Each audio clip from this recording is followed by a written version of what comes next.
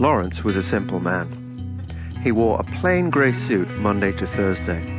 On Fridays he wore a blue suit and no one knew what he wore on the weekends. Lawrence worked at First National Bank on Washington Street. He had worked there as a teller since completing university 7 years prior. Although he always showed up to work on time, always had the correct amount of dollars, quarters or dimes, was always courteous and helpful to the customers, he was never promoted, never praised. It was as though he was invisible to his co-workers. His bosses, even the customers, treated him with an indifferent tone, no matter how much he extended himself. Lawrence had been comfortable in his routine at the bank, but lately a small feeling had begun to grow deep inside the recesses of Lawrence's brain. He noticed that his mind had begun to wander at work. There were times when he would be counting a stack of money out to a customer and completely lose track of what he was doing. This was unusual for Lawrence, and he had scolded himself for being absent-minded. Lawrence lived in a small apartment with no kitchen. It was 6 blocks from the bank where he worked. Every morning, he would walk the 6 blocks down Washington Street while eating a banana. He would throw the banana peel away 2 blocks from his home in the garbage can, sitting in front of Don Carlos's fine leather shoes. On this particular day, Lawrence was tossing the peel into the can when something in the window of Don Carlos's fine leather shoes caught his attention. He walked over to the window where he saw a pair of black painted leather wingtips with a pointy toe and a lifted heel. They were sparkling in the morning sun.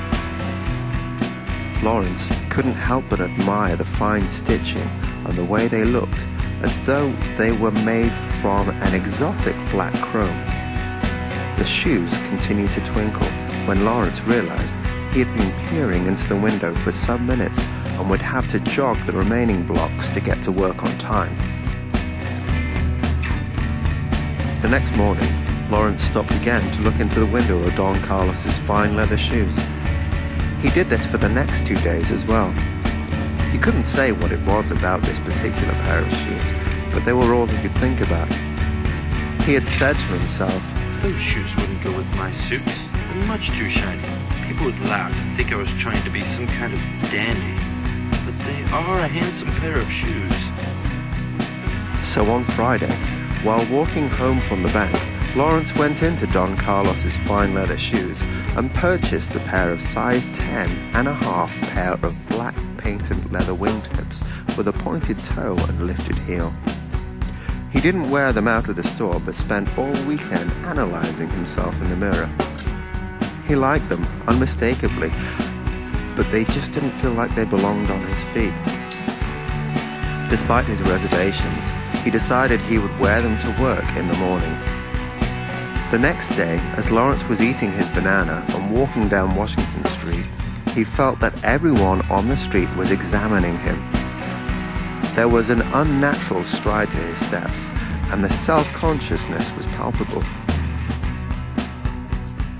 He made it to the bank and almost ran to his window behind the counter. A co-worker saw him enter and immediately noticed his new footwear. She called to him. "Hey, Lawrence, I like your shoes. They make you look different." Lawrence didn't know how to take this compliment, nor any compliment for that matter. His face turned red, and he turned back to his work, pretending to do math in his head. Lawrence tried to stay focused on his job, but he was unsure of himself and his new shoes. At 9:48 a.m., Lawrence was lost in thought, mechanically counting out bills to an older woman in a flowered coat and a hat. 2 men burst into the bank wearing black masks and holding what appeared to be pistols. Lawrence looked up and saw the scene unfolding in front of him, but it took him some time to register what was happening. The taller of the 2 bank robbers was shouting for the customers to get on the floor. He was waving his pistol erratically from person to person. He wore a black military-style jacket, green pants, and a pair of decrepit black boots. The shorter one was wearing a similar military green jacket and pants, but was wearing dirty white Reeboks on his feet. He came around the corner and told all the employees to come out. Lawrence and the other tellers obeyed, as did the bank manager. They all laid down on their stomachs, holding their breath with fear. The taller of the two robbers appeared to be in charge. He told the short one to keep an eye on everyone while he emptied the tills. The short one replied, "You okay, boss?" and gave a slight chuckle. The boss went behind the counter and started stuffing bills into a black garbage bag while cursing and grunting like a pig looking for a hidden apple. Lawrence was lying on his stomach, with his face turned to the left side. He could see his watch, and as he waited, he counted the seconds ticking by. At first it was something to focus on, to see how long this nightmare would last, but then it kept ticking on, and Lawrence began to wonder what was taking so long. The shorter robber was apparently thinking the same thing when he called out, "Hey, boss!" Just then, from outside the bank, a voice that sounded like a young John Wayne came shrilly through a megaphone. All right, this is the police. We know you're in there. We've got the place surrounded. Come out with your hands up and no one will get hurt. They actually said just that. The short robber began to pace and mutter to himself. The taller robber came bursting out of the bank, pointing his gun in the air. They knew they were in trouble, but they weren't going to give up just yet. They began to devise a plan in which they would pretend to be hostages by exchanging clothes with people in the bank, arrange the release of said hostages, get outside and run for it when they got the chance. Lawrence was not the only person lying on the floor, who immediately recognized that this plan made no sense.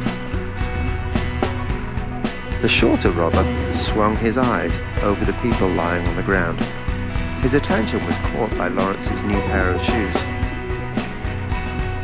He walked over and grabbed hold of Lawrence's foot, but Lawrence instinctively kicked free. The robber tried again, and Lawrence again jerked his foot out of the way. The robber wrangled Lawrence's leg while trying to pry the shoe from his foot. The other robber saw this embarrassing scene, ran over and took hold of Lawrence's other leg. Lawrence writhed and kicked like a man possessed. As the three bodies heaved and strained, a can of tear gas came crashing through the front door. The SWAT team came rappelling down the columns of the bank. Officers with weapons drawn streamed in from every direction. In the confusion, Lawrence pulled his legs free, with both shoes still attached to his feet. He crawled away as the police fell upon two robbers entangled on the ground. Lawrence quit his job at First National Bank that day. The change came just like that, and he never went back.